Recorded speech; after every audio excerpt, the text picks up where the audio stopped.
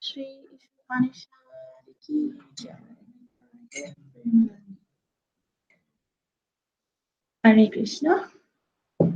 So today we commence with mantra 2.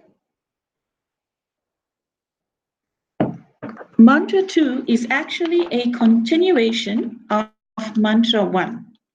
So in order for us to fully appreciate mantra 2, I thought we'd quickly revise mantra 1.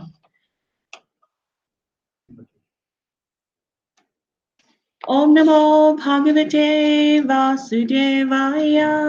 Om Namo Bhagavate Vasudevaya. Om Namo Bhagavate Vasudevaya. Om Namo Bhagavate Vasudevaya. Om Namo Bhagavate Vasudevaya. Om Namo Bhagavate Vasudevaya.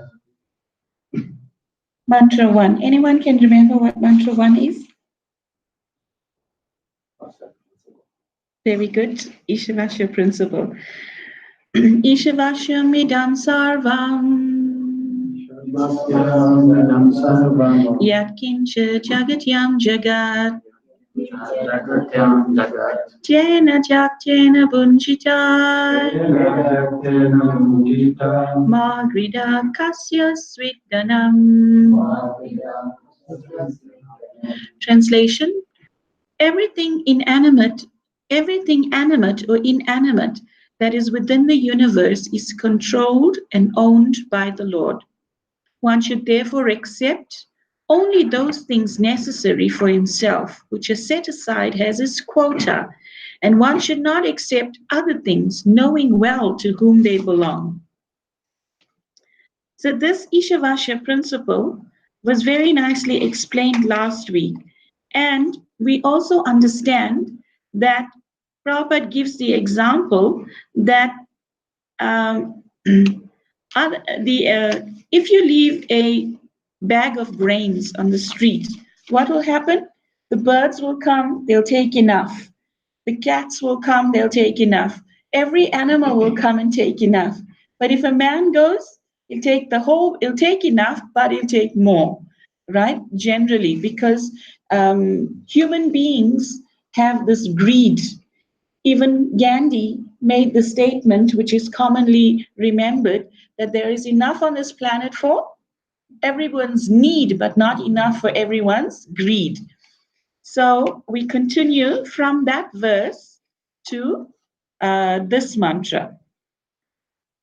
Kurvan evaha karmani. Jijivishek chatam samaha. Evam tvainanyate tosti. Na karma lipyate nare. Kurvan evaha karmani. Jijivishek chatam samaha. Evam tvainanyate tosti. Na karma lipyate nare. Kurvan evaha karmani. Jijivishek chatam samaha. Evam tvainanyate tosti. Na karma lipyate nare. Anyone wants to try all by themselves? 3 people should try. Go ahead. Kurvan evaha karmani. Jijivishek chatam samaha.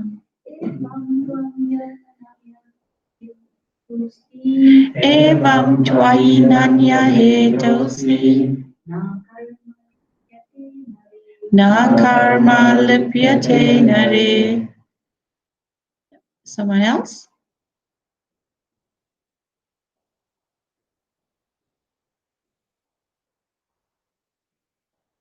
Avesh?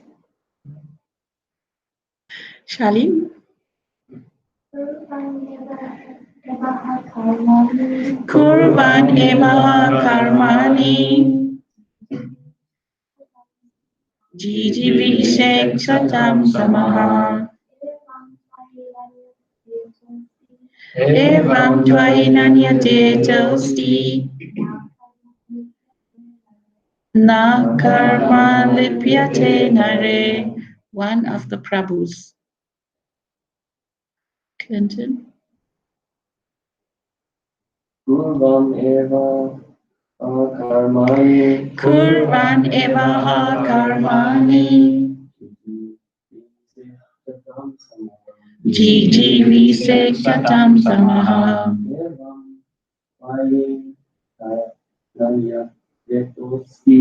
Evam tvainanyate tosti. Na karma lipyate nare. Prim. Kurvan eva karmani.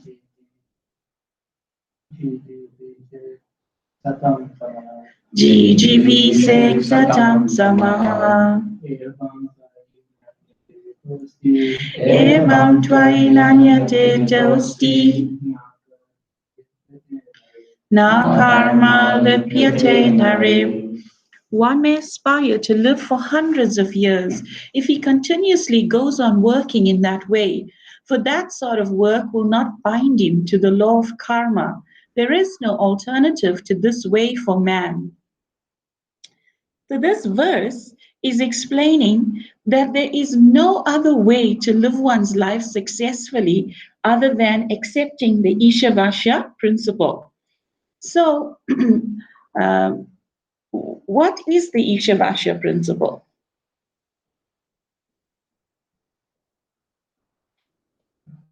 Krishna the center of your life.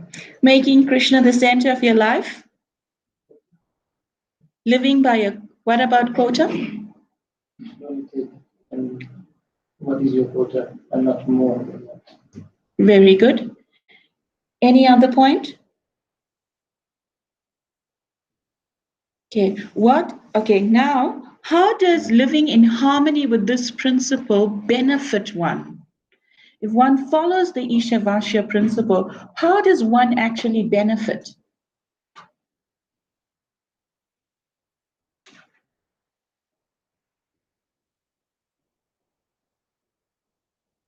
One is able to understand that everything, Krishna is the real proprietor of everything, and that everything belongs to him, and everything should be used in his service, but only accept that which is meant for him to maintain himself. You want to add to that? Well, the verse said you can live like that for millions of years, or eternally. So if you live according to the Isha Basha principle, then No, that's today's class from last week. This is revision, not forthcoming attraction. Okay. How living in so how does living in disharmony harm one? every conflict, every anger, addiction. So in two classes ago, we discussed this principle also because this whole book has a certain sequence. It's like links on a chain that's all joined. So the principle of living in conjunction with Krishna and Krishna's instructions was proven in the purport to be like. Prabhupada gave two analogies. He explained that there is no shortage in this world. Okay? There is no shortage in this world. And what else did he say about that? Yeah? It's still complete. He said all the, he pointed to the swans in the lake, the ducks in the lake, and he said they are eating and there's enough food for everybody. Similarly, there's enough on this planet for everyone to have. However, why do we experience famine or lack of facility? Even though our father is the richest man. He said, if your father's the richest person, would there be any shortage for you? No, there won't be any shortage. So why do we find the need? Why do we find shortages? That's because we have unplugged. We've disconnected from the power source. And he gave the example of the sun, that although the sun is existing and is giving so much of energy for millions and millions of years to millions and millions of people, living entities, etc., why does it not run short? Because Krishna is the supplier behind the facility of the sun's heat and light and energy source for everything to go on is the chief energy source, which is Krishna. So when one reconnects with Krishna, then there's always an abundance. So in today's lesson, okay, and then to go a little further back into the book, this sort of knowledge can be understood in 3 different ways, in 9 different ways, but 3 principal ways that we mentioned. And which are the 3 ways that one acquires this knowledge?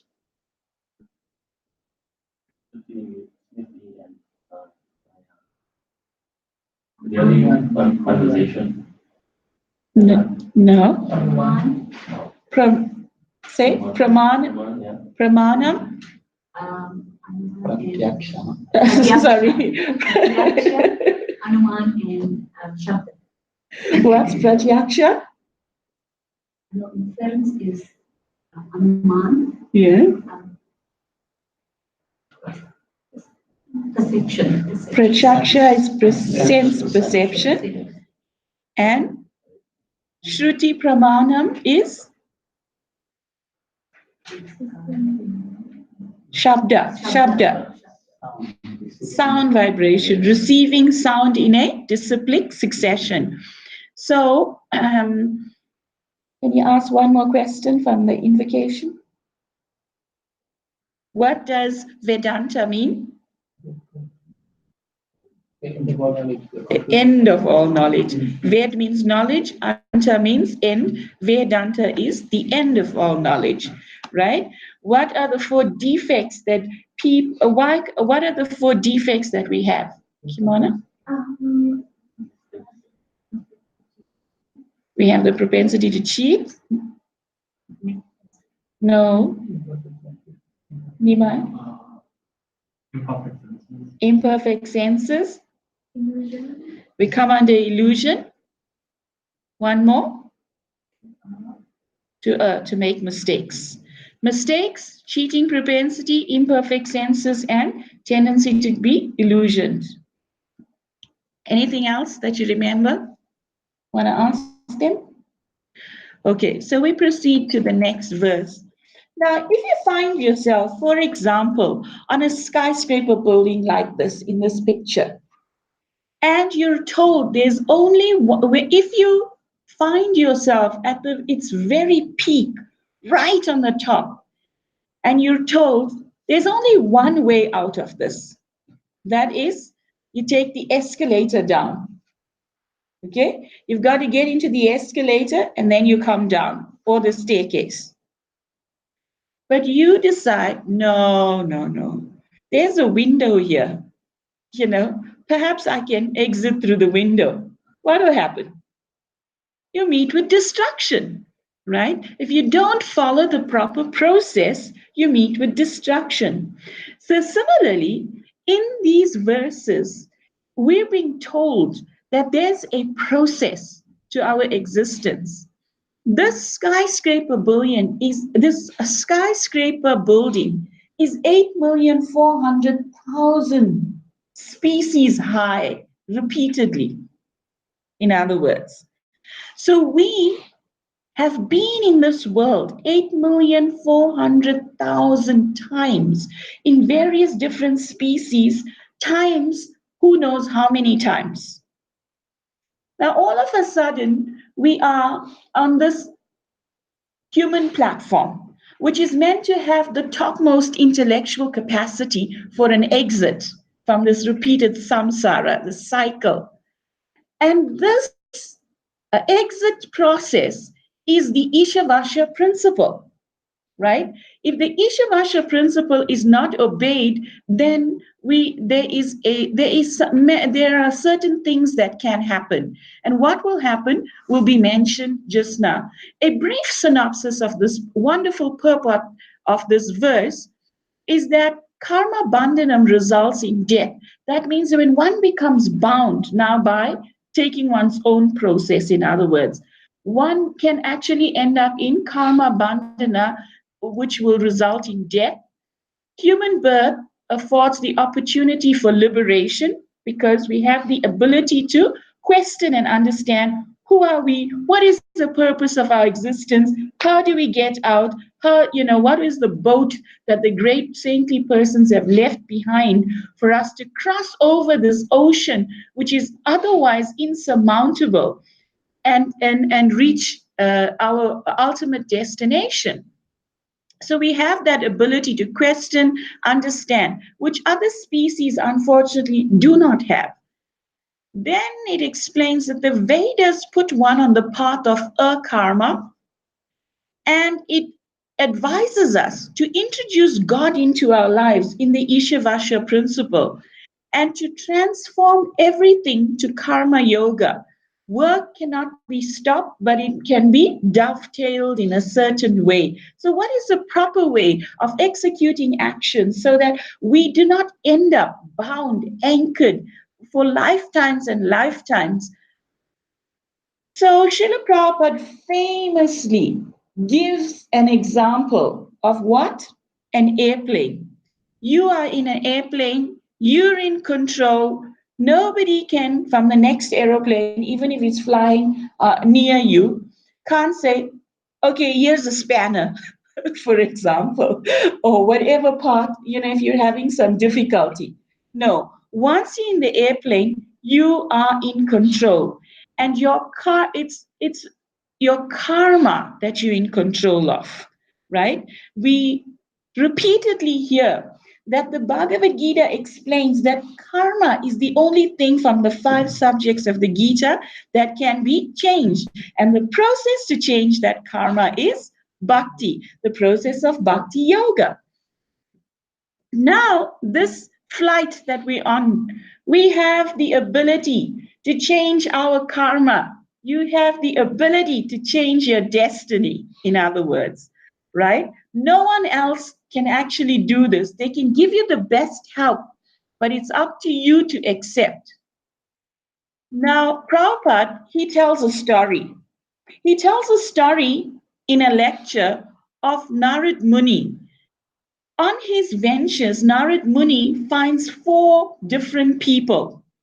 And once the great sage Narada Muni was traveling, and while traveling, he met different people. And he gives different blessings to different types of persons. First, he meets a king's son, a prince. So he blessed him. Rajaputra Chiramjiva. You're a king's son, a prince. You live forever. Then he meets a brahmachari. And he says, the son of a saintly person, the brahmachari, he blesses that person, Majiva, Majiva. You don't live, Muniputra Majiva, right? So he says, then he meets a sadhu, a great devotee, and he says, Jiva Marava, either you live or die as you like.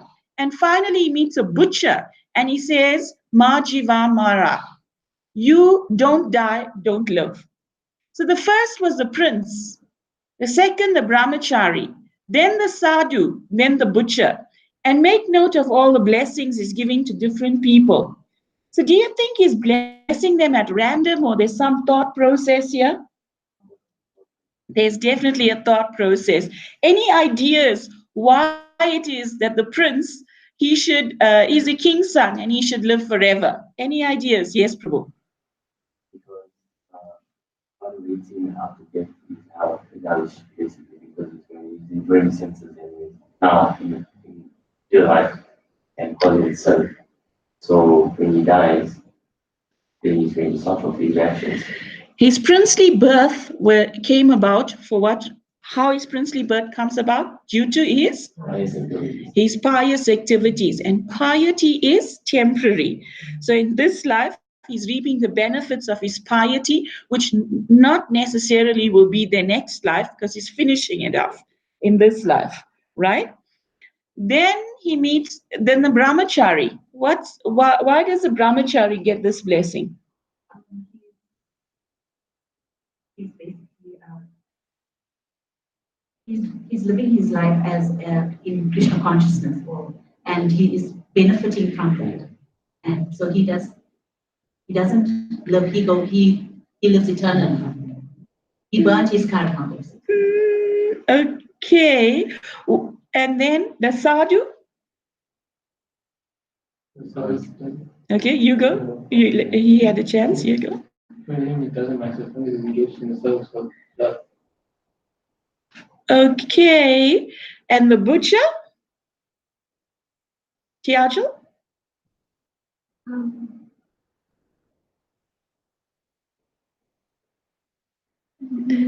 Anyone has it? Yeah, he sins? Plain simple. I don't know. Yes. Maybe he means you don't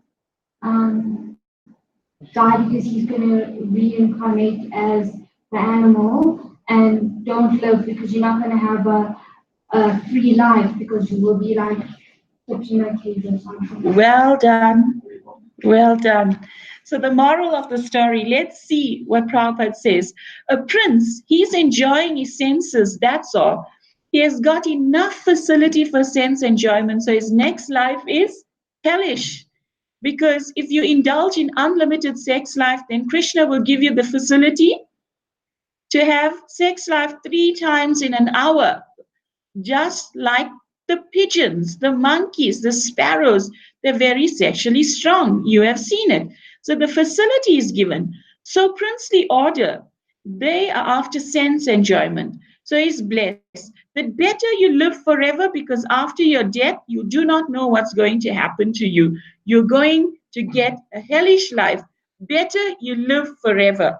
And of course, we all see this picture in the Bhagavad Gita, that what the destination is.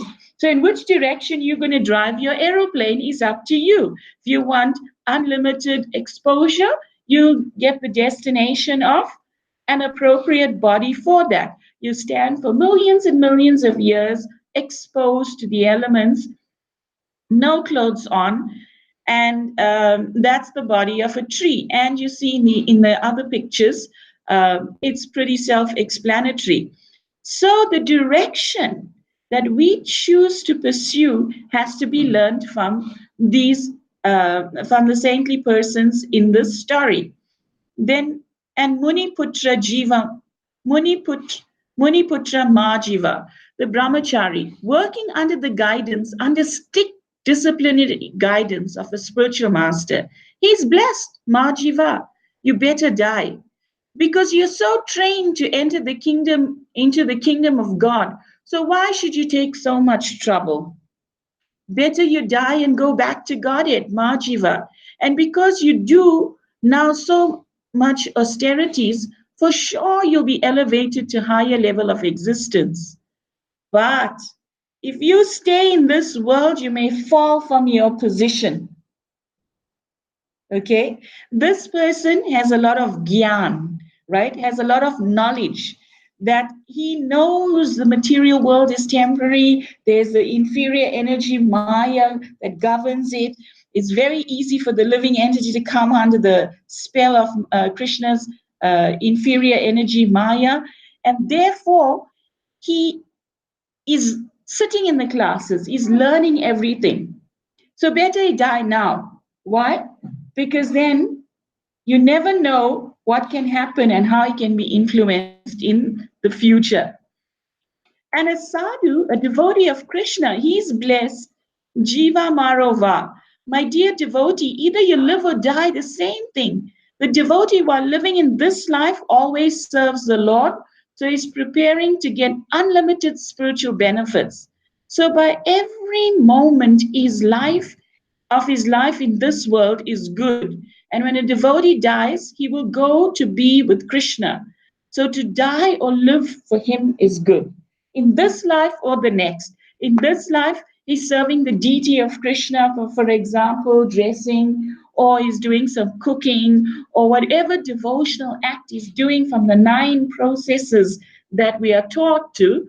Those activities will continue in the spiritual world. You're chanting Hare Krishna here, you'll chant Hare Krishna there. Here you see this friend of Krishna. Anyone knows the name of this boy in this picture?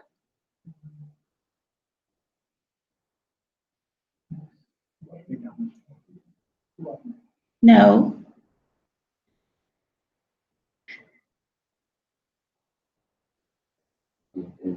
Krishna Das. No. He is Krishna Das, but what's his name? He has a name. No. No. No. It has an S in it, but it doesn't start with the S. Starts with a V. With V. Vishal. Vishal is this Vishal or Vishala, Vishal. He is this cowherd boy that comes every morning to help Mother Yasoda. When Mother Yasoda is dressing Krishna, Vishal comes and he helps to put Krishna's ankle bells on. Every day, that's his service, right? So every devotee has a particular designated service in the spiritual realm. So whether you're living in this life and you're fully absorbed in the consciousness of Vishal or helping Vishal to get the ankle bell and hand it over to him, polish it, etc., you know, when you die, then you can go and do the same service there, right? So there's so many different pastimes like that, where the devotees continue their service in the spiritual realm as well.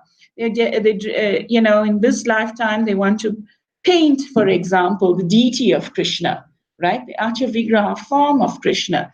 In the spiritual realm, perhaps they'll be helping, if that's their designated service, they'll probably be helping to mix the dyes, to hand over the dyes or hold the palette for the designated gopi to paint the markings on Radharani's lotus feet, perhaps.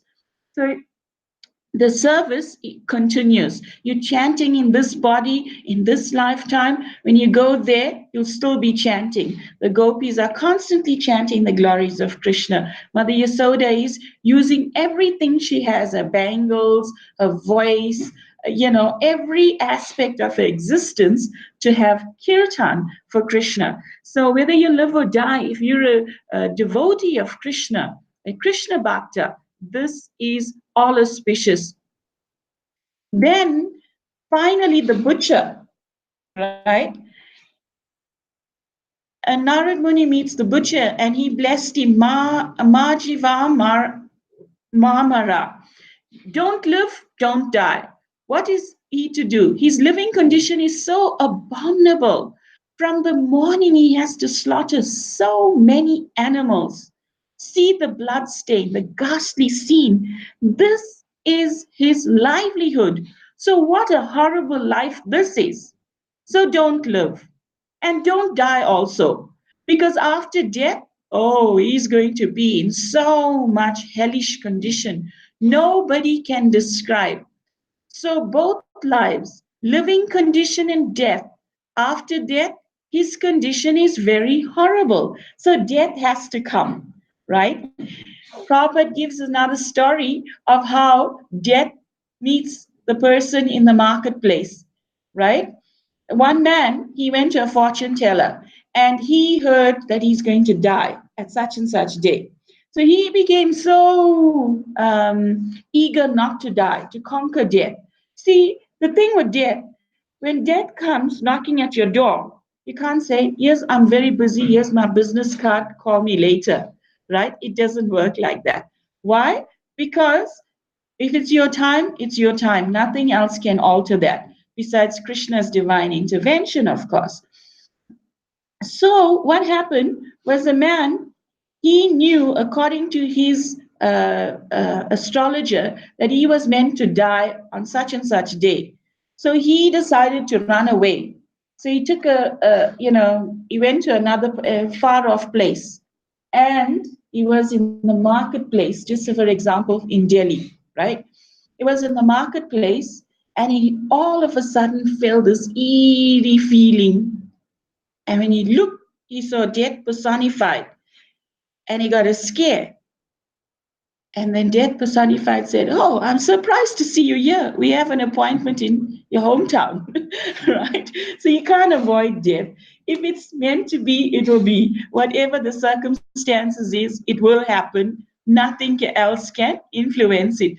So this butcher, so Prabhupada gives us these examples to show how actually death is coming, and we have to be very careful in which direction our plane is, what path we want to follow. The path of sense enjoyment of the butcher will lead to hell. The Srimad Bhagavatam explains the different descriptions of the hellish planets, right? If one does gambling, if one does illicit activities, what if one is cheating too much? All sinful reactions, there's a certain prescribed method of punishment, right? How you drink hot molten liquid, or you'll be destroyed in different ways according to the sin you choose in this lifetime. So it's all there. But the material body, we know, is temporary, and the real person living in the material body, we've learned from Bhagavad Gita, is the soul. And we also heard in the beginning of this book that the soul is Sat, Chit, and Ananda, right? And Prabhupada begins the purport to this mantra too, that no one wants to die. Everyone wants to live as long as he can drag on. This tendency is visible not only individually, but also collectively in the community, society, and nation. There is a hard struggle for life by all kinds of living entities. And the Vedas say it is quite natural. Why is it natural? Because by nature we are sat, right? We are eternal. So therefore, when we put in a temporary body, we're still striving for eternality, because that's our nature, right? That sat feature is so strongly there. The living being is eternal by nature, but due to his bondage in the material existence, he has to change body over and over. This process is called transmigration of the soul, or karma bandhana, bondage by one's work, right? So the living entity is actually eternal, but when it comes on into this, it gets attached to the body. Then what happens? He has to take on this suffering, right? The suffering of bondage. The living entity has to work for his livelihood, because that is the law of material nature. If he does not act according to his prescribed duties, he transgresses the law of nature and binds himself more and more to the cycle of birth and death in many species of life. So have you ever seen a web, a spider's web, and a fly trapped in the web? What happens to the fly? The fly tries to free itself.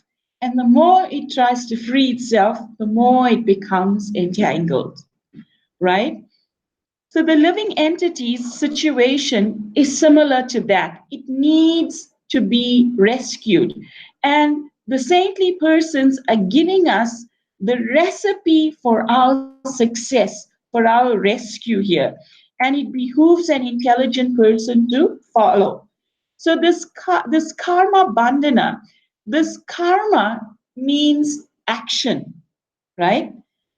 The living entity by nature finds himself in a situation where there's a sort of inborn need to do things, right? So actions come in three different ways, the Bhagavad Gita explains. Actions can be karma, akarma, or vikarma. So actions that are performed in terms of one's prescribed duty as mentioned in the revealed scriptures. That means according to one's varna and ashram, one performs a certain action, one gets into a certain sort of profession, etc. Then one is performing an action, right? That is karma. Akarma is when those same actions are dovetailed in the Isha Basha principle. Those actions are dovetailed for the pleasure of Krishna and his dear devotees, then that action becomes known as akarma, or actions that free one from the cycle of birth and death, right? Then vikarma is what? Vikarma is actions that are performed through the misuse of one's freedom and that direct one to the lower forms. Vikarma means sinful action, action that goes against scripture, right? Actions that create karma bandhana, create bondage, where you got to take birth again to pay off that sinful reaction that one has incurred. So you and I have, by Krishna's great mercy, been given our minute independence. And this minute independence is likened to being here in the circle, right? You're in the center of the circle and there are many doors, and you can choose through which door you want to go, right? So we have to make the educated choice of which door to walk through. And Prabhupada continues in the purport, and you can read aloud, Prem, however far you can manage.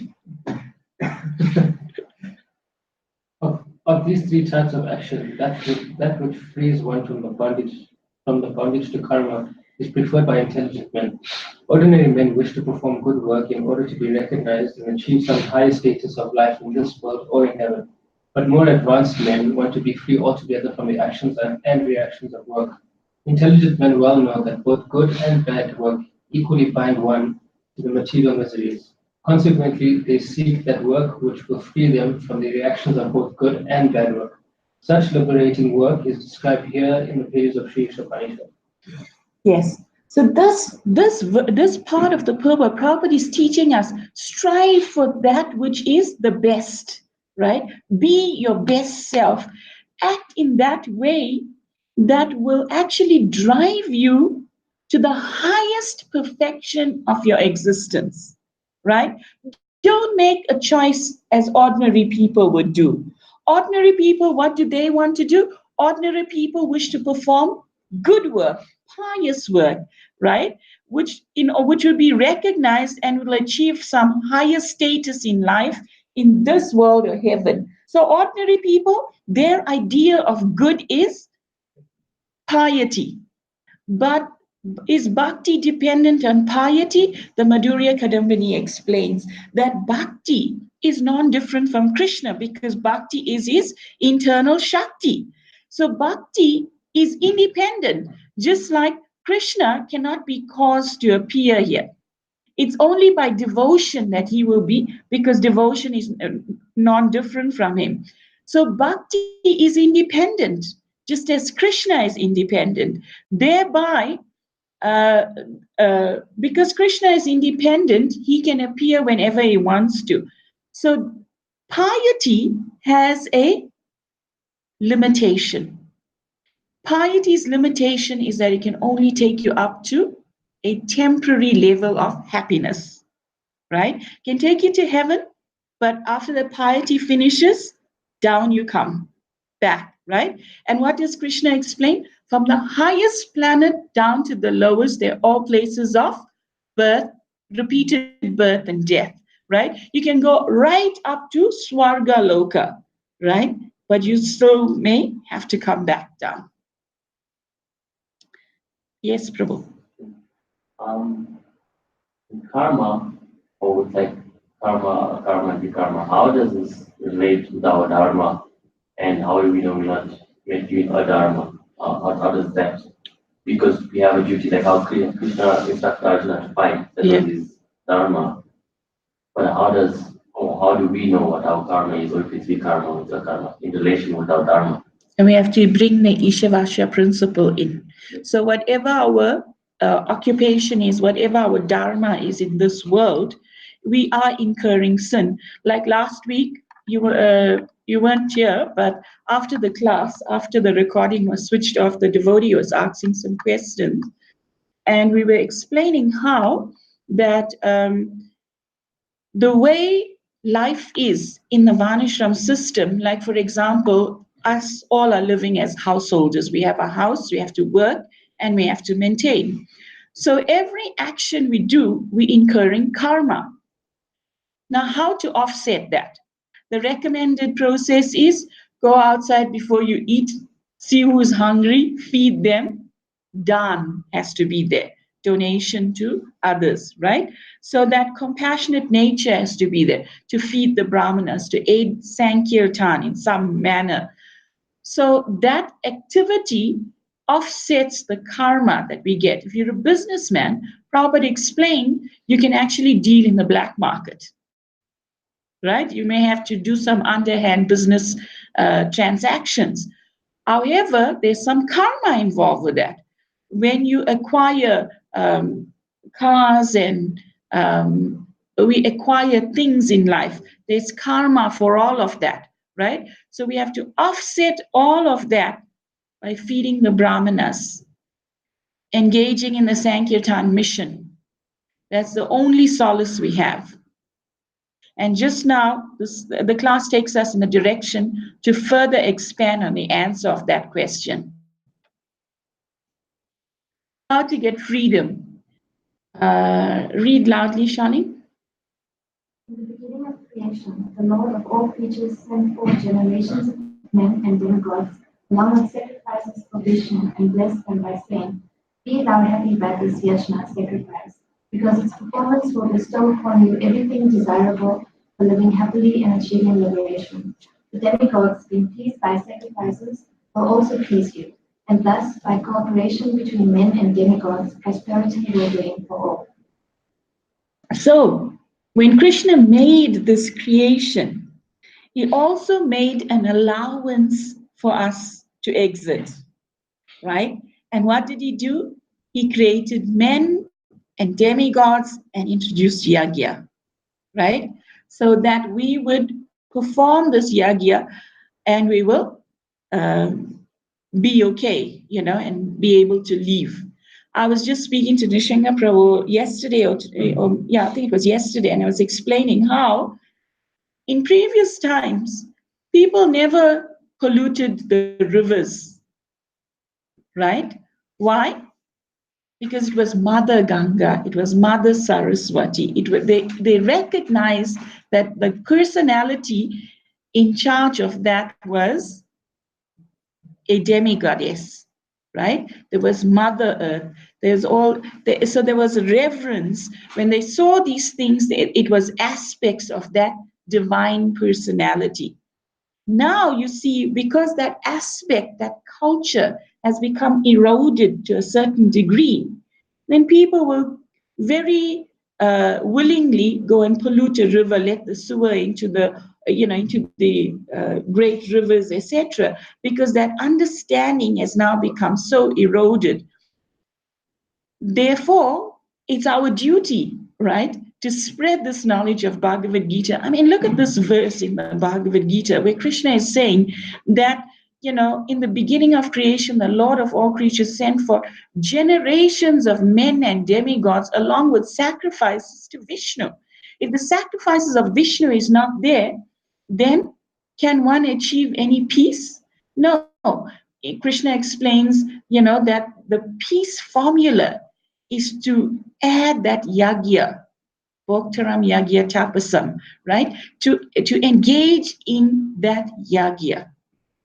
When you eat something, you first offer it first, sacrifice, then you eat it.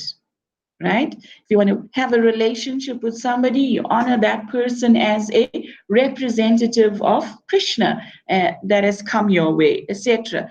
In every aspect of one's existence, one tries to see the Krishna connection and then live by the principle of observing the Dharma, of respecting that and offering back in Yagya to Krishna. Does that make sense? Then, furthermore, Krishna explains loudly, Avish. My dear Arjuna, one who does not follow the human life, one who does not follow the human life, cycle of sacrifice thus established by the Vedas, certainly lead a life full of sin, living only for the satisfaction of the senses. Such a person lives in vain. Vedic directions are so made that one can satisfy one's perverted desires, then return to Godhead, having finished his so-called dharma. So the process is there. You're on the top of the building, take the elevator and come down safely. But we choose our own path, right? And that is in vain. Right? So if one does not follow the process of sacrifice established by the Vedas, then one leads a life full of sin. And as one sow, so shall one reap. Sin will breed reaction. So, that's the law of karma. That you sin, there's definitely a reaction coming one's way. And are we sinning right now? Every time you breathe, you're killing so many microorganisms. You move your hand through the air, you're killing so many living entities that are so microscopic. We drove here. How many entities hit our in the headlamps? Got killed on your windscreen. So many ways we are killing, right? So we're sinful just by existing. Right? This body is actually designed in that way. This existence is there. Therefore, the Isha Basha principle is so important, because then we're not traveling from point A to point B for a higher purpose. Then what happens? Reaction is there. But Krishna says, Sarva Dharma Parityajya, Mame kam sharanam vraja, aham tvam sarva papebhyo, moksha yisyami masacha. Abandon all varieties of dharma, surrender unto me, and I will reward you for all. I will protect you from all sinful reaction. Do not fear. He doesn't say abandon all varieties of dharma. He says abandon all varieties of dharma. So just now, we read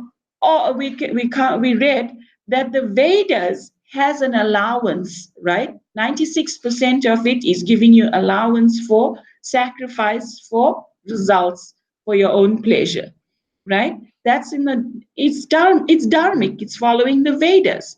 But Krishna is saying, abandon all varieties of dharma and then surrender unto me and I will protect you.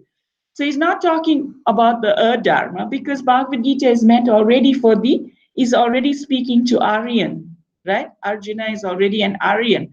So he doesn't have to say, thou shalt not do this and thou shalt not do that. He's already speaking on the platform where other scriptures don't even end, with due respect, right?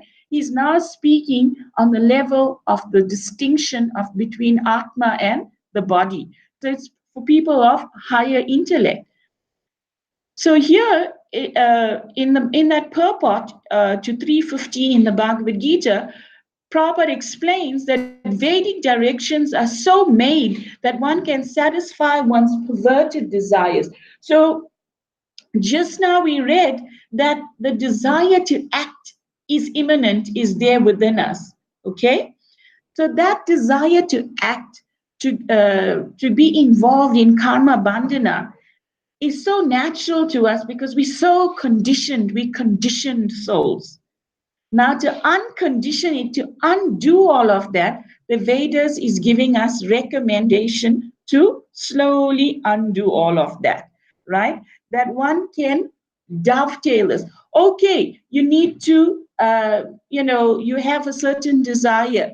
Krishna says of sex life, he is procreation that is meant for production of dharmic offspring. So whatever the desire is, if you add the Krishna factor, it becomes spiritual, right? It surpasses the mode of goodness, passion, and ignorance, and it becomes Sudasattva.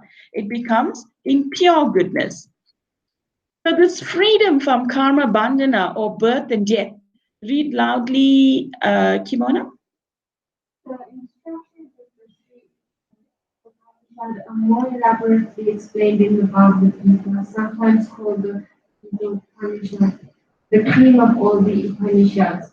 In the Bhagavad Gita 3.9 to 16, the personality of Godhead says that one cannot attain the state of Naishkarmya or karma without executing the prescribed duties mentioned in Vedic literature. This literature can regulate the working energy of a human being in such a way that he can gradually realize the authority of the Supreme Being. When he realizes the authority of the personality of Godhead, Vasudeva or Krishna, it is to be understood that he has attained the stage of positive knowledge. In this purified stage, the modes of nature, namely goodness, passion, and ignorance, cannot act, and he is able to work on the basis of Naishkarmya. Such work does not bind one to the cycle of birth and death. The first point here is that the Gita Upanishad, the Bhagavad Gita, is said to be the cream of all Upanishads. So the example is given that, if you have milk, right? Milk is said to be like liquid religion. It is so auspicious. It nourishes the finer brain tissues for one to understand the delicate spiritual subject matters, right? Therefore, milk is so essential in the principle of understanding bhakti. Now, when you have a pot of milk, the best of all of the ingredients in that pot is actually condensed in the cream on the top, right? If you've ever had the good fortune of getting farm fresh milk, even in this day and age, you'll see there's a thick layer of cream even before you boil it, right? That is on the top. Like when we were at Muldersdrift, we would only get milk, fresh milk, because the farm area in those days, 1989, 1988, like that, that area had fresh farm milk available very easily from cows. So we'd go to the farm, get the milk, and you bring it in these urns, and right on the top, a thick layer like that, and it's not white, it's actually cream in color, right? You never find that when you open up a sachet of milk or a bottle of milk, that thick layer, almost like 2 inches, 3 inches on the top. So the cream is not, everything's condensed in that top layer. So the Bhagavad Gita is like that. All the Upanishads have got all sort of nourishment, but the best of the nourishment, the best of everything contained in the Upanishads is within the Gita, right? The Bhagavad Gita. So the Bhagavad Gita, in essence, is the ABC. It forms the foundation of our understanding of our spiritual existence, our reconnecting with Krishna. And what is the Bhagavad Gita explaining? It's explaining Karma Yoga, right? That use everything in the service of Krishna, dovetail everything. And Prabhupada was so expert that whenever somebody came, he saw what was their propensity and he empowered them to use that in Krishna consciousness. One of the first devotees that came to Krishna consciousness was Hayagriva Prabhu. And Hayagriva Prabhu, or Bhakta Howard in those days, He was a professor. He knew how to use a typewriter, right? Because he would type so many things that, it was essential for a professor to know how to use a typewriter.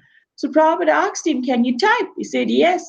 Can you transcribe? Yes. They went to his cupboard. He opened up a whole saffron bundle that he had of recordings that he had spoken. He had dictated the translations of the Bhagavad Gita, the purports of the Gita, etc. So Prabhupada was like so expert. He asked one time when Malati brought found those 2 dolls in the doll shop and brought that to him.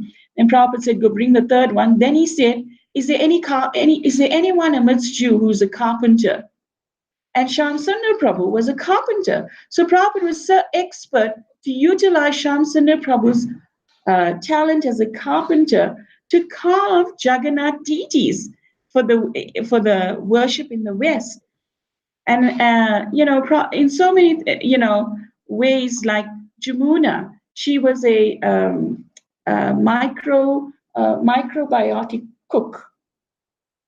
She was into cooking and microbiotic. How you say microbiotic? She was into the diet thing, right? I forget how you say the word, but Prabhupada engaged her in the kitchen. So many devotees would come. They would have a certain propensity. Narayan was good in designing things, in architecture, in engineering things. He would engage all of these different people in different activities like that. Surabi was, I think, the architect of the Vrindavan temple. So different devotees had certain skills, and Prabhupada dovetailed it in Krishna consciousness. So he took an otherwise material skill that would have created bondage, and he used it right past the mode of goodness, passion, and ignorance, right on the Sudasattva platform. Take that talent, offer it to Krishna, and see what happens. The devotees who serve the Sankirtan mission in any small way, what happens to them? You can read so many stories of their glorious passing away, right? I mean, recently, last week, Praladini's mother passed away. And she was a humble lady in her house. She, by the mercy of Srila Prabhupada's mission, chanted Krishna 3 times and left her body.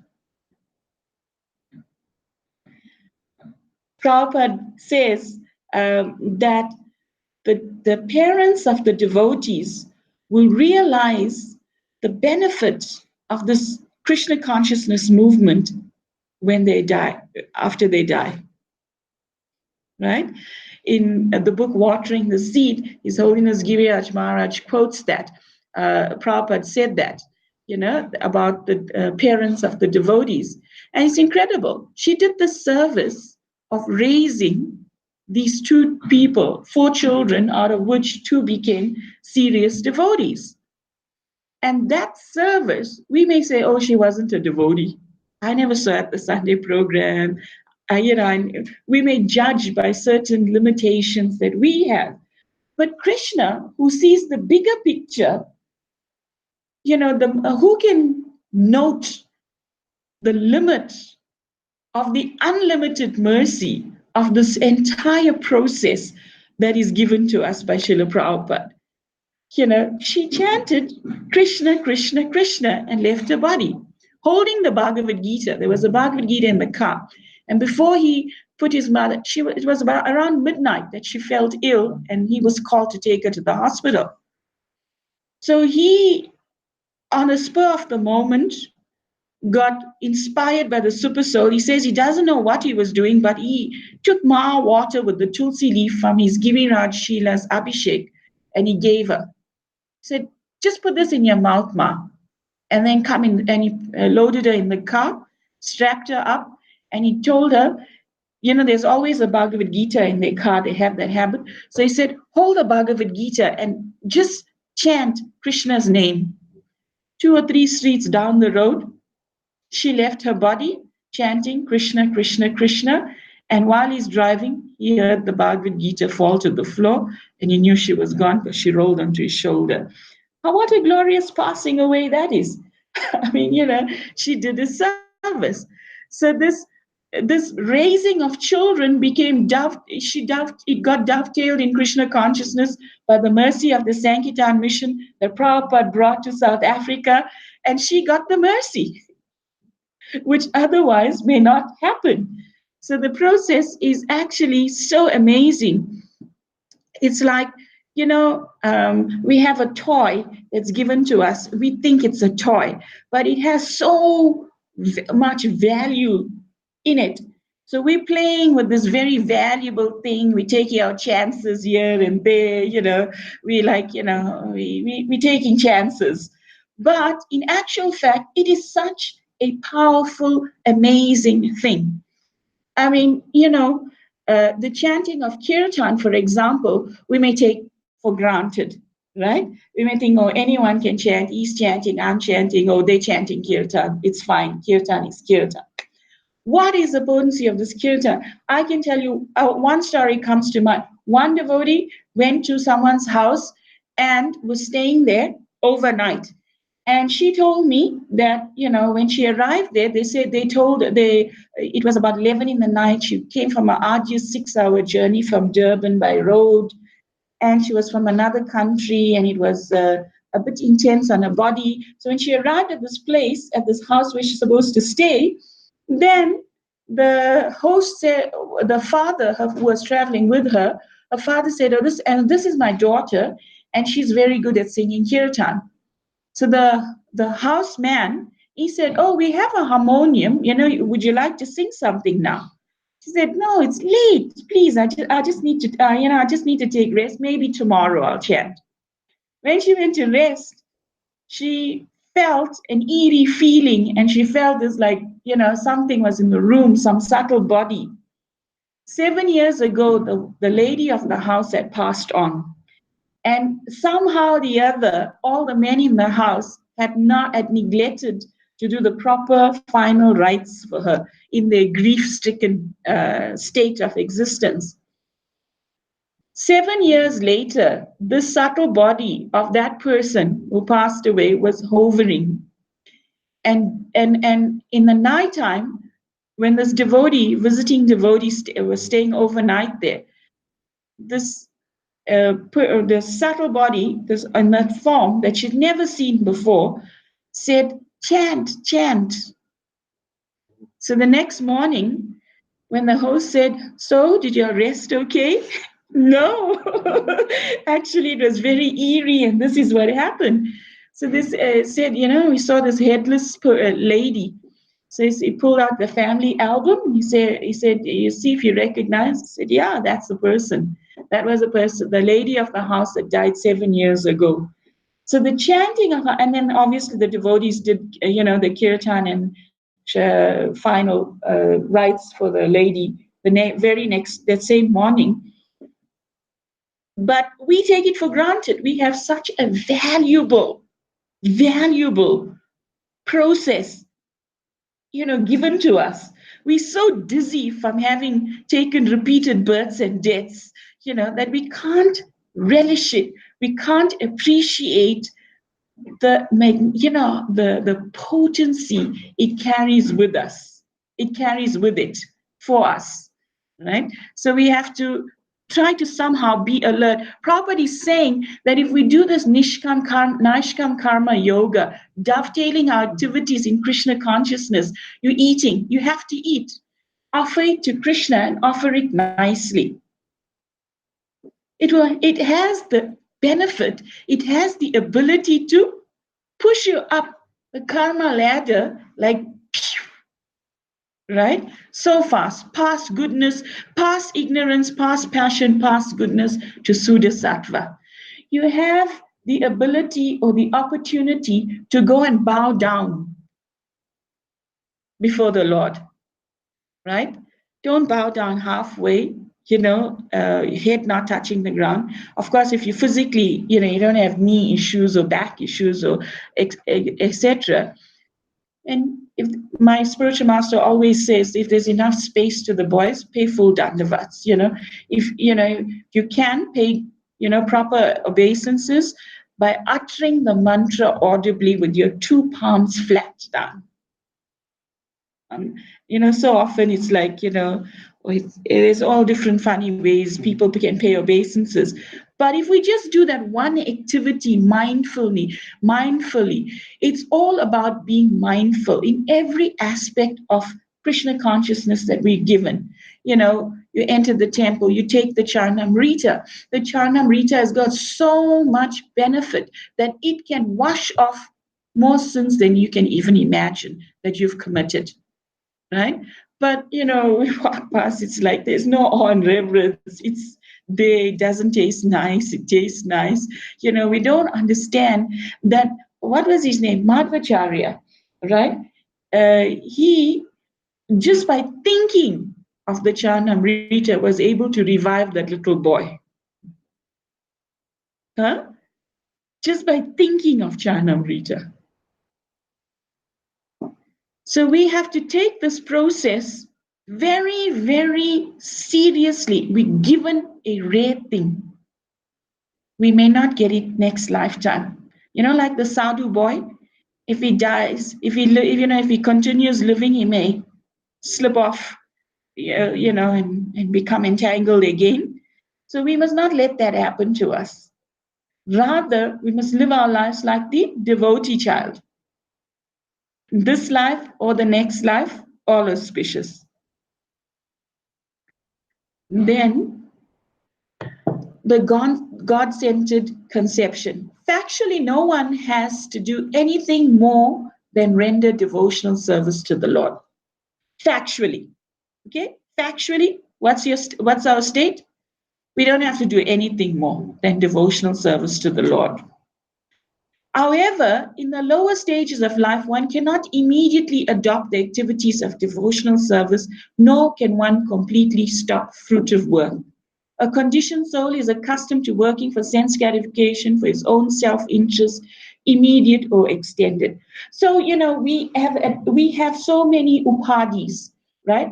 We have accepted so many designations, that I'm an accountant, that I'm a salesperson, that I'm a actuary, or I am X, Y, and Z, I'm a computer person, etc. So we've accepted designations, and we think this is my purpose in life. However, our real purpose is what? Devotional service.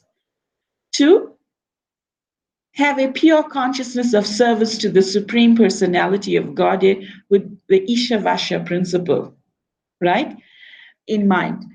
So because we cannot do factually what is required of us, like Prabhupada is saying in this purport, then there is allowances. There's different avenues that, okay, you have this propensity, you have that propensity, pursue it, and that's what you have to do. But while doing it, don't do it for your own sense gratification. Don't do it for your own self-interest. Do it for something higher. Be the accountant, be the salesperson, be the IT person, be whatever you are, but with a higher purpose in life. That is simply a vehicle to lead you to your true destination. It is simply a facility that is meant to be part of your existence, not your whole existence. So in the 24 hours of the day, don't use all the hours to sleep, just to go to work, to to sleep, to live just for that, being the servant of the boss, so to speak. Set aside time. Manage your time in such a way that the 2.5 hours are there for your meditation, your recommended process of japa meditation for this age, right? That you have time to read. Do you know, the modern disease is there's just no time. But where there's a will, there's a way. There's a very nice book on the life story of a very nice devotee in our movement who is late now. She was murdered in Africa in a genocide. Ladini, Mother Ladini, right? She served in New Vrindavan. And at that time in New Vrindavan, there were very few pujaris. So she basically found herself doing so much of the work herself, in terms of cooking, doing the offerings and aratis, etc. So she had no time, supposedly. But she had a will that she was going to chant all of her rounds and read the CC which had come out. And you know how she did it? She would sometimes, of course, we can't imitate this, right? We might as well do it the proper, the way the acharyas have told us. But she found herself in a situation of great desperation. So she would hang her japa beads on the wall, and while she's kneading the dough or doing something, she was chanting a round in that way, looking at the beads, because she wanted to complete her rounds for the day. Then she knew she had to read Srila Prabhupada's books, because Prabhupada says, if you don't read all of my books, what will happen? You'll fall down, right? So now she wanted it, but she had no time. So you know what she would do? The CC is a few volumes. So she read it 7 times in this way. Wherever she had service during the day, she would keep a book. And in the 5 minutes or whatever in between getting the plate out from the altar to starting the arati, she would open the book and read something. So if you want to make time, Krishna will help you, right? Like one time, one devotee I know, Nishingananda Prabhu, he wanted to learn the chapters of the Bhagavad Gita off by heart. So, and then we had jam-packed services. In those days, when we did services like one time I was when I was serving in the temple, I'd wake up for Mangal Arati, I'd, attend the Mangal Arati program, then I had to leave at a certain time because we had like about nearly 40 devotees in the temple, and we had to cook the Lord's breakfast together with the devotee breakfast. Yourself, no backup, nothing. So you go, you clean the vegetables, you do everything yourself. There was only someone to wash pots, right? But everything else in the kitchen area you had to do yourself. So then I'll do that, and at the same time, straight after that, cook Mangal sweets. So that's now you finish like about 10 o'clock thereabouts, 11 o'clock perhaps. Then you have a small break, and then after that, you help to make some garlands, and then you pack your bag and you go on Sankirtan door to door in Lenasia or Lodium or Mayfair. You get dropped off and you get picked up by about 9 o'clock, and then you come back to the temple. So you fall asleep in the car. By the time you come there, you offload yourself, find yourself in your room, and you sleep, and then you wake up. So my spiritual authority asked me, so how many hours free you have during the day? So I had time, after that 11 o'clock time, then I chant my rounds, for 2 hours. And then I had maybe like another hour and a half or 2 hours free before the next service. So he said to me, during that time, how are you keeping your mind Krishna conscious? Now, you may think I'm busy the whole day. I mean, come on, I'm serving Krishna the whole day. But my spiritual master asked me, said, how are you keeping your mind Krishna conscious during that time? And I found it to be such a valuable lesson because, you should, Prabhupada gives the story of everybody on the train, when he was sitting on in the train compartment, and a little boy came in and he squished his way in between the devotees. The devotees moved and gave him, Tamal Krishna Maharaj, and then gave him a place to sit. Next thing, his mother came and she wiggled away in. And next thing, the next family member came, and soon the devotees were all sitting on the floor and they were occupying the seat. And Prabhupada started to giggle.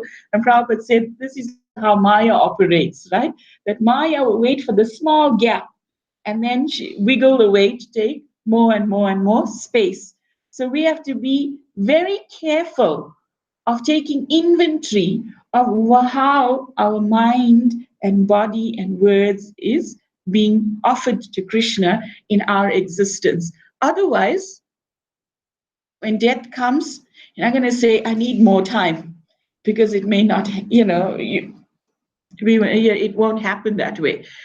So Prabhupada goes on to explain, an ordinary man works for his own sense enjoyment, and when this principle of sense enjoyment is extended to include a society, nation, or humanity in general, it assumes various attractive names such as altruism, socialism, communism, nationalism, and humanitarianism. These isms are certainly very attractive forms of karma bandha. So these isms, this gives a person a sort of importance, right? One feels that, I have a duty, I am something. One accepts that upadi, that designation that I am such and such. But sarvopadi vinir mukta, we have to give up all the upadis, right? Like one of my friends, she left her body, and she was an artist, a very famous South African artist, Aileen Lipkin, Archer Vigraha. And in her final interview, just before she died, one devotee interviewed her, and she explains how the hardest thing for her to do was to give up, put a paintbrush down, and say, now that's it for this life. I unfortunately I have to stop this service because my body is unable to do it anymore. And now one has to be prepared to do whatever, surrender to Krishna in whatever way you want me to engage my mind, body, and senses. In linking up to you, I'm prepared to do that. So in the material aspect, Prabhupada is explaining here, when you accept any one of these isms, they attractive forms of bondage, right? It's actually, in reality, it is chewing the chewed, right? It's like old wine in a new glass, right? But the Vedic instruction of the Isopanisad is that one shouldn't want to live. Is that actually one wants to live for any of the above isms, he should make them God-centered. There is no harm in becoming a family man or an altruist or a socialist, a communist, a nationalist, or a humanitarian, provided that one executes his activities in relation with the Isha Basha, the God-centered conception. So even a politician can be a devotee. Have you ever seen that video clips or the speeches of this one nice politician in America called Tulsi Gabbard? Tulsi Gabbard is an initiated devotee. I think she's born out of devotee parents. She's a congresswoman, right? And if you listen to her speeches, she is so amazing, such a beautiful example of this principle, that she will fearlessly quote and mention Srila Bhaktivinoda Thakur's name, the six Goswamis and their teachings, in speeches to like Muslims, to Karmis, and here we are, like we're so shy to put the tilak and sari and go to here and there and everywhere and be seen, like George Harrison says, to be stand up and counted as a Hare Krishna, as a Vaishnav, right? So we should accept within ourselves, this is my natural position, right? This is your natural position. It's just that you're a bit dizzy now. If you may laugh at me or whatever, I have to tolerate it because, your dizziness is there. It'll take some time, but eventually, just by seeing the tilak, seeing the devotional attire, one actually becomes, one's consciousness is raised to Krishna consciousness. So in the Bhagavad Gita, Krishna states, excuse the heading there. In the Bhagavad Gita, Lord Krishna states that God-centered activities are so valuable that just a few of them can save a person from the greatest danger. Just by doing a few devotional activities, you are safe. And you are safe from what? From the danger of falling, the greatest danger, and that greatest danger of life is the danger of gliding down. Again, that means we've been there, gliding down again into the evolutionary cycle of birth and death among 8,400,000 species. If somehow the other a man misses the spiritual opportunity afforded by his human form of life and falls down again into this evolutionary cycle, he must be considered most unfortunate. Due to his defective senses, a foolish man cannot see this happening. Due to defective senses. So the example is given, there's cataracts in the eyes, and that is obstructing the pure vision. Once you remove the cataract, the person can see clearly again. So this defective senses prevent us from seeing the reality that actually it is a bad situation. Because we are so conditioned, we think it's fine. Why not? Dogs are wonderful. I don't mind taking birth as a dog or, any of the other species. What's the difficulty?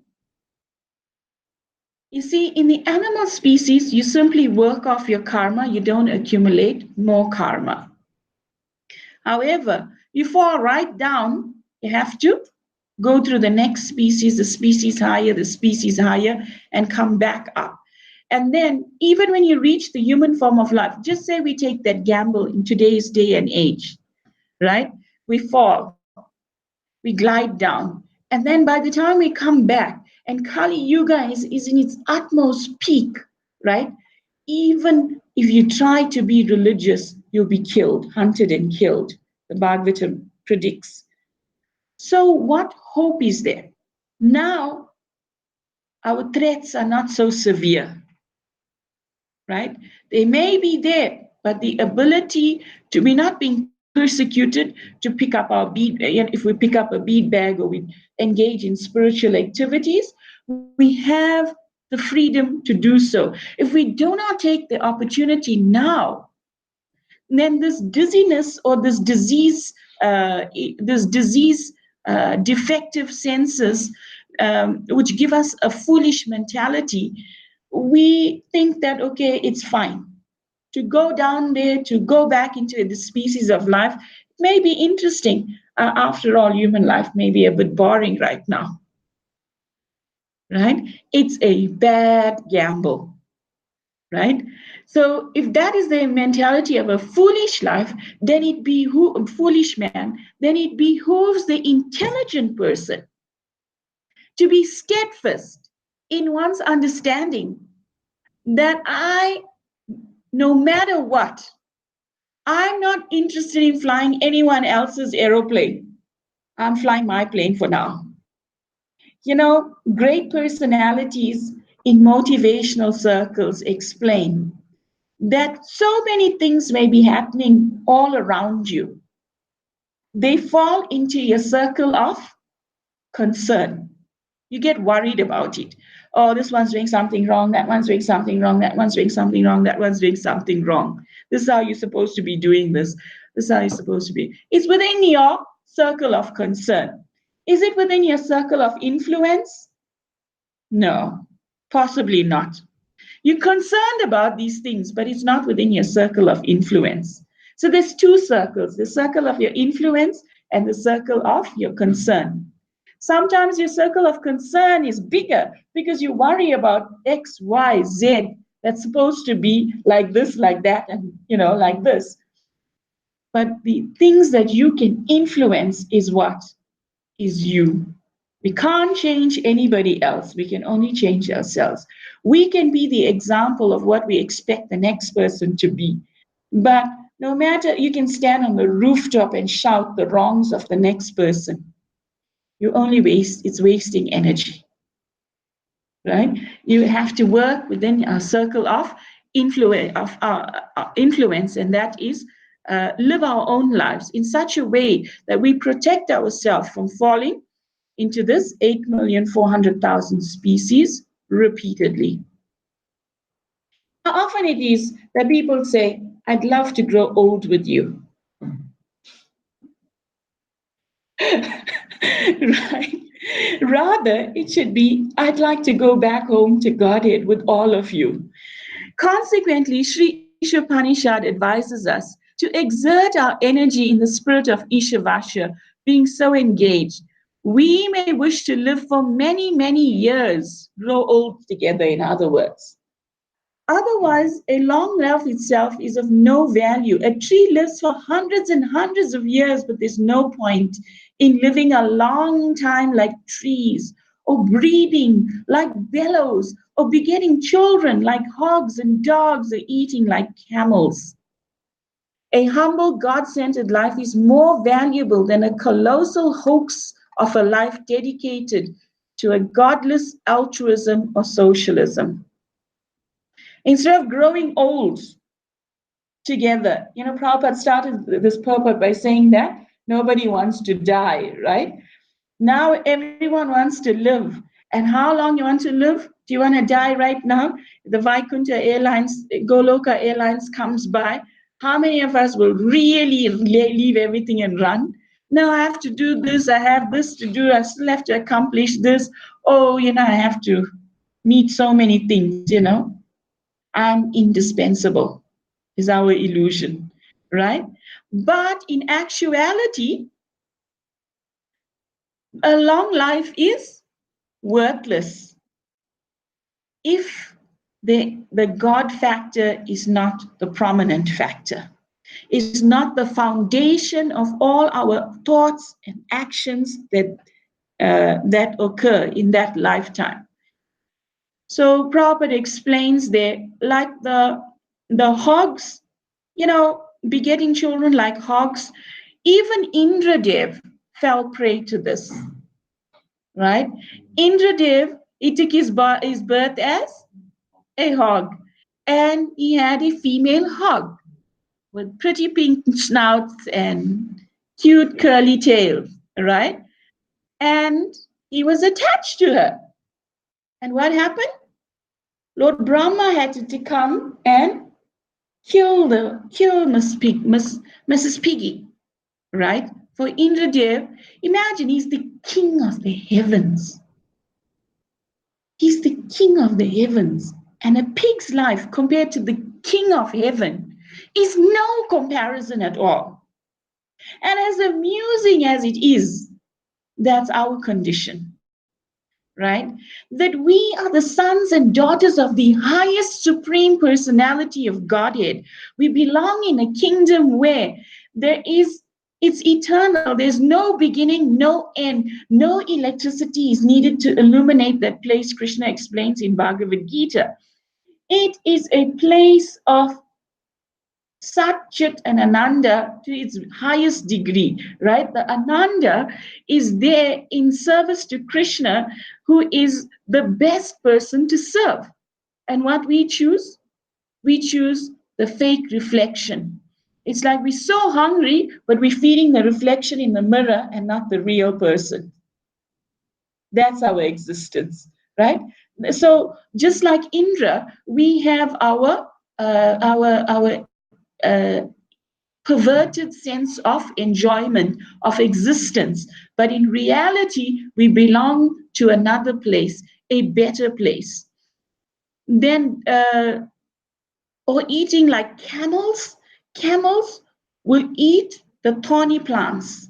And when they eat the thorny plants, what happens? Their mouth starts to bleed internally and they taste their own blood. And they think that this thorn is so delicious, and they go and take another bite,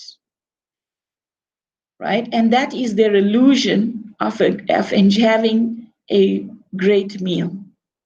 So we have our own appetites for things like that that bleed us, right?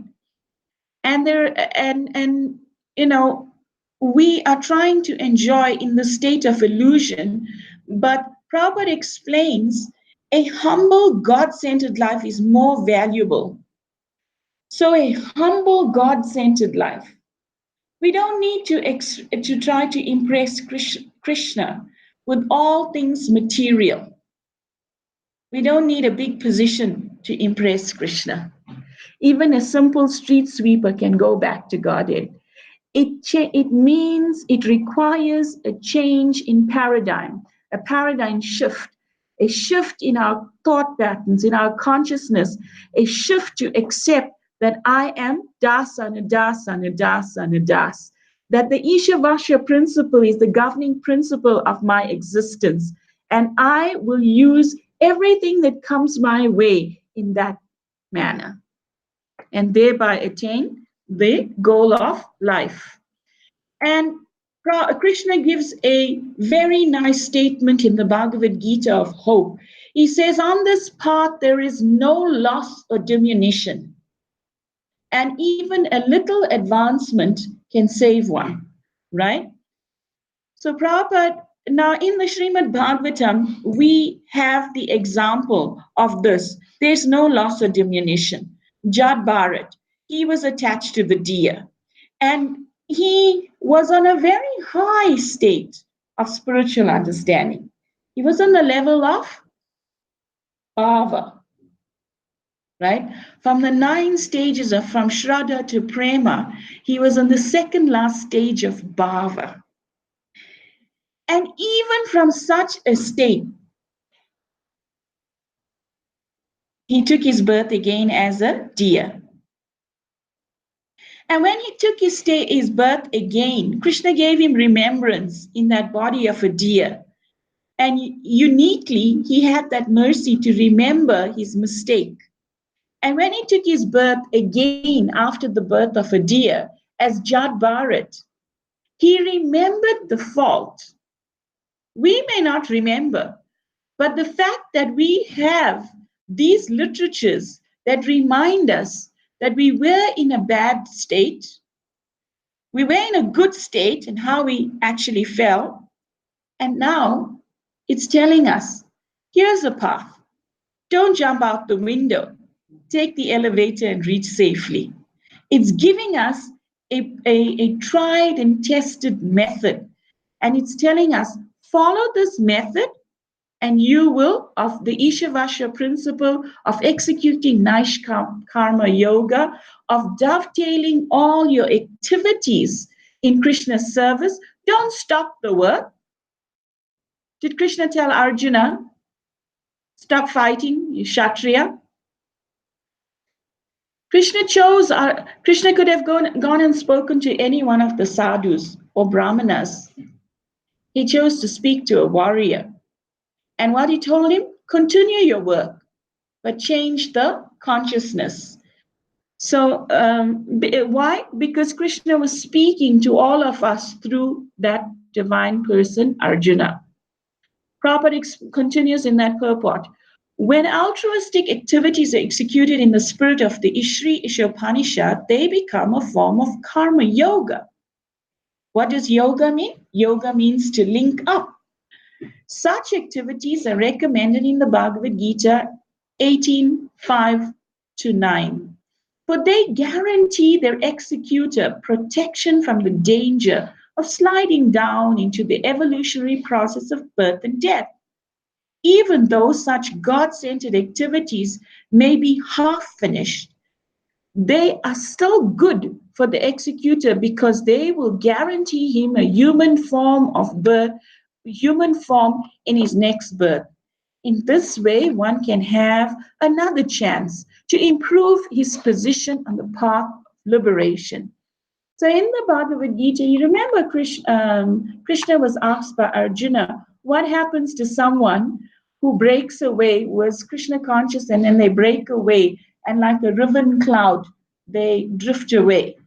And then Krishna explains the whole process, how he may take birth in a pious family, be given a chance again for devotional service and an opportunity to uplift oneself again. Yeah. And that's excerpt in Bhagavad Gita where the different cloud. Yeah. Now, so we get that pious activity, well, whatever, even if we become a ribbon cloud, yeah, and we get that for the spiritual credits. Yeah, spiritual credits. We take birth in a pious activity, education, but those, like, also from what I understand, it's like also limitations because it's easy for you to fall down. Yeah, it's a gamble because the minute independence is always there with you. So even though for example, in your last life you may have had some spiritual credits, in this life you're taking off from that point, but you still have your minute independence in this lifetime to glide down again. So the minute independence is an eternal thing because we are Tatashta Shakti, so we are marginal energy. Okay, is it like when we get liberated, when we go to globe, Prabhupada says we never come back again. Yeah. But is there a chance of us still coming back because it's that independence is constantly with us? Prabhupada said it's like a bad dream that you don't want to re-enter because it's there in your subconsciousness as we have some remembrance of it, and you don't want to go back. So the cultivation of Krishna consciousness purifies that independence, and then you say Tavai Vasmi, Tavai Vasmi. Krishna, the level of surrender is there. That okay, Krishna, now I'm yours. You take care. So it's not that we have we want to independently enjoy. No, I got an apple. I'm not going to eat it. I'm going to offer it to Krishna, and then I'm going to enjoy it. I got my tiffin. I'm going to offer it to Krishna, then I'm going to enjoy, like that. So the consciousness changes. So the birth, the spiritual credits, there's no loss or diminution. That means you'll start off from that point, but it doesn't mean that you won't go below that level. Then if you go below that level, then in that next life you take on like that from that level. It's like Jad Bharat. The story of Jad Bharat is a long story, but it's also a very nice story to read, of then how he served Maharaj Rahugana, and all his realizations become more prominent like that. So it's worthy to take some time to read that. Anything else? So the account can become frozen how? Aparad, right? By aparad, especially Vaishnava aparad, that becomes frozen. So it's a very, very scary, scary situation to commit Vaishnava aparad. So then Prabhupada concludes this purport in a very nice way. Prabhupada concludes this purport by giving us a very divine recommendation. Prabhupada, at the end of all his programs, he considered it as a success if there was a book table right in front of the stage, and Madhuvisa Prabhu and other devotees would stand up and they will advertise each book. They will say, this book will explain this, this, and this, and therefore, we recommend that any one of you in this audience can come forth and take a copy or a few copies for you and your friends. So for each book. So that was Prabhupada's tradition, that any program was considered a success if that book table was there right in front of the stage and book distribution took place. So here, at the end of this purport, Srila Prabhupada is distributing a book. He's telling us that how one can execute a God-centered activity is elaborately explained in the Bhakti Rasamrita Sindhu by Srila Rupa Goswami. We have rendered this book into English as the Nectar of Devotion. We recommend this valuable book to all who are interested in performing their activities in this spirit of the Sri Isopanisad, right? So this, after this course is finished, when we finish the Sri Isopanisad, the next book we will do is the Nectar of Devotion. Huh? Please place your order. Right? So the Nectar of Devotion is a very beautiful book that Prabhupada recommended each member, each of this Hare Krishna movement should read at least for a minimum of 7 times in this lifetime. Yeah, it is the law book for Vaishnavas. So, we should know the laws. If we want to obey the laws, it means we have to know the laws. So it's a very nice book, Nectar of Devotion. It takes you very deep into the ocean of Ras Amrita, nectar of rasa. So thus, it brings us to the end of this lesson of Sri Isopanishad by drawing to us the conclusion that the Sri Isopanishad advises us to exert our energy in the spirit of Isha Basha. Being so engaged, we may wish to live for many, many years. Right? Just like last time, Mataji was reminding us that Ananta Shesh, with these millions and millions of mouths, he was saying that he still cannot conclude, he still cannot completely glorify or pronounce the glories of the Supreme Personality of Godhead. So when one lives according to the Isha Basha principle, time is never enough. And we see that in the life of Srila Prabhupada, right? That Prabhupada, he in the 1970s, thereabouts, especially in Juhu, Mumbai, he would have a program and then, he'd go give class there, sing kirtan, give class. Immediately, he would leave to a next program. And sometimes he would do like 7 programs in a day or more, right? So many programs like that. And Prabhupada never had enough time. He came back home, and what do you do? Sometimes he would just sit up. Most of the times, he'd just sit with his dictaphone and speak into it for the benefit of all of us for generations to come. There was 24 hours was never enough in a day for Srila Prabhupada. And Acharya means one who teaches by example. So we should try to develop the taste for Krishna conscious activities where time is never enough. And in this way, many, many years can pass in service to Krishna. And you think, I didn't do this, I wish I could do this for Krishna, like that. That's the only glory of human existence, to link up in yoga with the Supreme Personality of Godhead. Is there any last comment, correction, question?